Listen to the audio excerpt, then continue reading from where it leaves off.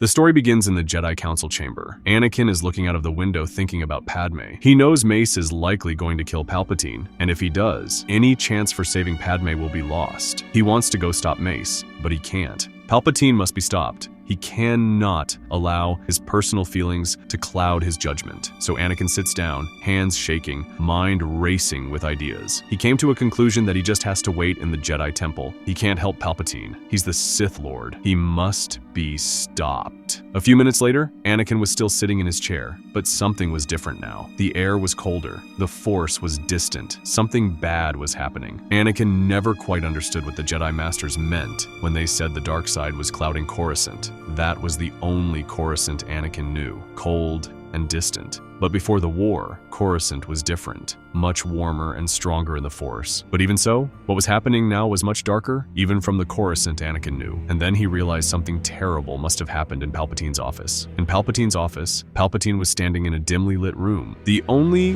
light illuminating his cloak was a soft, light blue reflection of the hologram before him. "Execute Order 66, Palpatine said. At that moment, Anakin stood up. It was not hard to feel a huge disturbance. He sprinted towards the temple exit, but he was stopped by a terrifying sight. 501sts were marching in the temple. Anakin just stood there for a second, examining the situation until he finally turned and sprinted towards the eastern part of the temple. There, he found Sin Drawling and informed him of the situation. He just said that they need to act immediately. He'll protect the temple, and Anakin needs to evacuate as many younglings as possible. So, they got to work. Drawling assembled a team of Jedi and protected all of the temple entrances, at least for now, while Anakin ran from one training area to another, collecting younglings and Jedi Padawans. Meanwhile, Drawling was killed. Anakin knew that they're running out of time. They couldn't leave through any of the main entrances or the main hangars. The only way for them to get out of there safely is to go deep into the roots of the Jedi Temple and hope they find a shuttle somewhere there.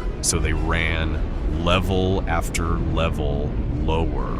Eventually, they were in the deep parts of the temple that hadn't been used in a long time. It was dark. The only thing illuminating the dark corridors was Anakin's lightsaber. Occasionally, they ran into a squad of clones that Anakin took care of. The layout was confusing, like a maze. Eventually, they ran into a room with an old dusty T6 shuttle. Younglings got on board, but suddenly Anakin heard voices behind him. And like a storm, clones started sprinting towards the room, and Anakin just deflected the blasts, urging the Jedi to get on board. The ship's engine didn't want to ignite. One of the Padawans ran into the engine room and started working on it. Meanwhile, more clones were porting into the hallways. Heavy troops also appeared carrying grenade launchers. Anakin screamed that they have to leave now, and suddenly the engines turned on. Anakin jumped on the ship, and they left the small hangar. It wasn't over yet, though. 2 LAATs immediately started following them. Thankfully, the old T6 was way faster than the low-altitude assault transports. Eventually, they made it out of orbit. Due to the Level 1 hyperdrive, the Republic intelligence will have a hard time following them, and they jumped to hyperspace. Sadly,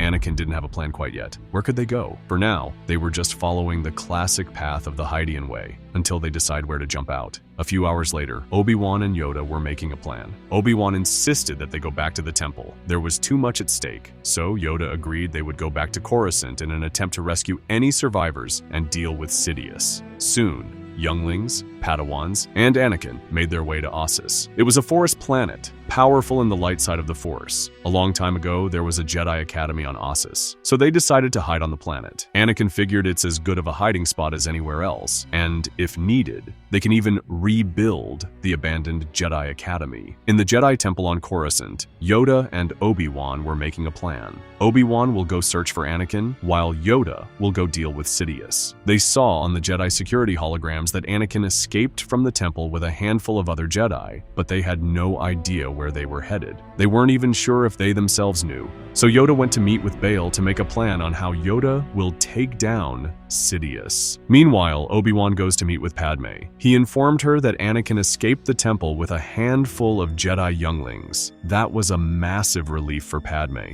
Then Obi-Wan asked if she had any idea where Anakin could be headed. She just said that he probably knows better than she does. There are many places he could take the younglings to. Any of the Jedi academies across the galaxy that aren't too suspicious. Obi-Wan nodded and stood up. He started pacing the room. He told Padme that there are many such places across the galaxy. From Tython to the Jedi Temple on Alaris Prime and the Jedi Tower on Terrace, there are too many such places across the galaxy to search them all. None of them knew what to say. There was no way to find out where Anakin was. So Obi-Wan decided the most realistic way to find Anakin would probably be to contact him through the Force. So it was settled. Obi-Wan will spend as much time meditating as needed to connect with Anakin. He only hoped Anakin wasn't too busy. Anakin needed to reach out into the Force to feel him. It doesn't matter how long this will last. He needs to find him. So Obi-Wan stayed with Padme, meditating day and night until Anakin would finally feel him in the Force. So a few days later, Anakin was meditating on Ossus. It's been a stressful couple of days, but now finally he got a moment to self-reflect. But he felt something warm, desperately reaching out,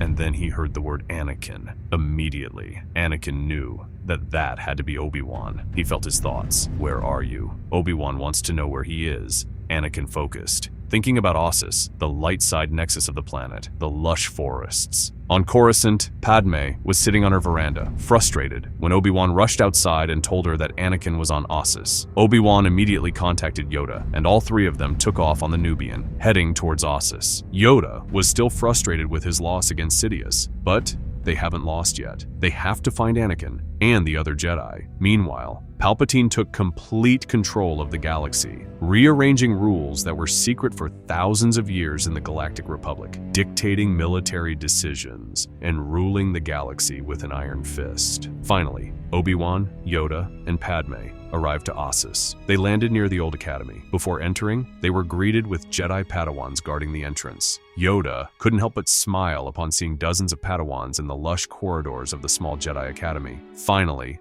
Anakin showed up, embracing Padme. There was no need to hide it. The entire council is dead. Nobody can dictate his decisions anymore anyway. After the reunion, Obi-Wan, Yoda, and Anakin went right to work. They discussed the situation. They discussed how to contact the survivors of Order 66 about the future of the Order and the Republic under Palpatine's rule. Eventually, they decided that there's not much they can do about it at the moment. Survival of the Order is currently their highest priority.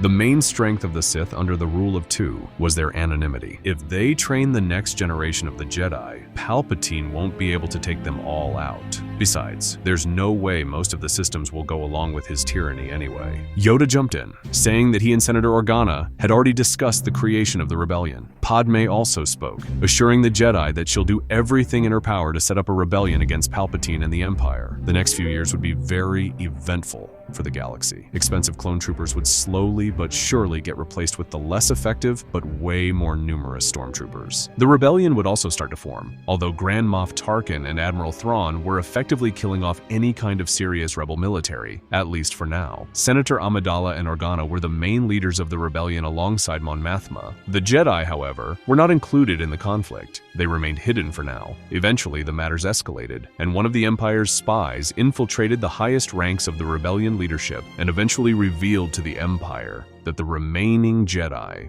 were located in the ruins of the Jedi Academy on Ossus. Palpatine didn't hesitate. He ordered a planet-scale attack on Ossus, and the biggest battle between the Rebellion and the Empire so far took place. Rebels established a blockade of the planet, but the Empire was overwhelming. Jedi started an evacuation. Luckily, it was a bit easier than the last time, as they could all fit in a single shuttle. Sadly for them, it will still be very difficult to escape the Empire. So they decide to flee into the forest for now and hope that the rebellion can establish a safe zone through which they could escape. Deep in the forest, suddenly, Yoda felt a disturbance in the Force, and he immediately ignited his lightsaber just in time to dodge the incoming lightning. Palpatine leapt from the trees, landing elegantly. Anakin and Obi-Wan ignited their lightsabers. Palpatine just let out a sudden smirk before igniting both of his lightsabers, and the fight began. Younglings didn't know what to do. Anakin's blade struck down like thunder. Palpatine parried, his saber red as bleeding suns, cackling with glee. They spun, trees exploding around them from the sheer kinetic power of their strikes. Anakin screamed, "You won't poison this galaxy any longer." Palpatine grinned. "Too late, Skywalker. It already belongs to me." The Emperor unleashed a pulse, dark force energy, throwing Anakin back through a tree trunk.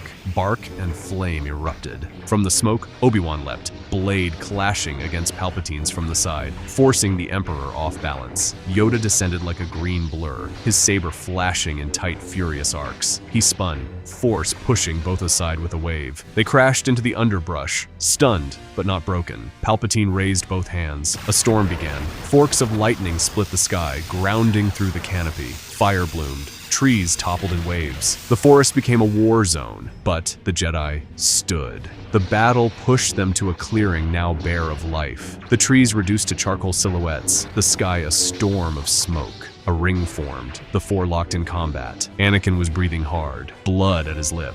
Obi-Wan is limping, but his eyes are sharp. Yoda's cloak was singed, his gaze fierce. Suddenly, a fighter roared through the air, clearing the path for a transport ship viciously landing in the middle of the forest, destroying the trees, landing hard near the younglings. Without hesitation, younglings made their way on the ship. The ship took off, damaged but working. The fighter above locked into a tight formation with a transport ship. In the fighter, Ahsoka sat, taking down dozens of TIE fighters. The two ships made their way out of the orbit, jumping to hyperspace. In the forest, the fight continued. Palpatine was extremely powerful, far stronger than a few years ago when Yoda last fought him. Suddenly, a large space station appeared in the sky, the Death Star. But not the whole space station, just the cannon part. Palpatine never got the confirmation that Anakin had been killed during Order 66. There were also dozens of younglings missing, so Palpatine scrapped his original plans for the Death Star and made just the cannon, so he could quickly eradicate the remaining Jedi if he found their location.